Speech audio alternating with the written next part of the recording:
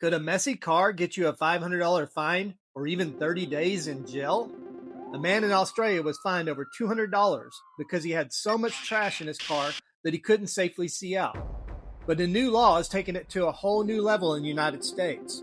Effective February of 2026 in Hilton Head, South Carolina, it's officially illegal to let trash accumulate in your vehicle. Why?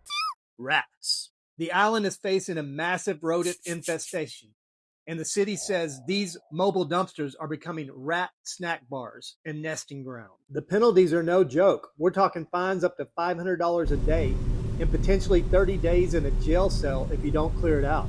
Now, I've been in the window tinting business for a long time, and I've seen it all. And I'll tell you from experience, having to climb in and out of a car like that to tint a back glass is a nightmare. The tinter, you're literally crawling over someone's life. Old food, dirty clothes. If you want a high quality tint job, we need a clean workspace to keep the dust and the hair out of your film. So for the sake of people that have to work on your car, I'm all for keeping it clean.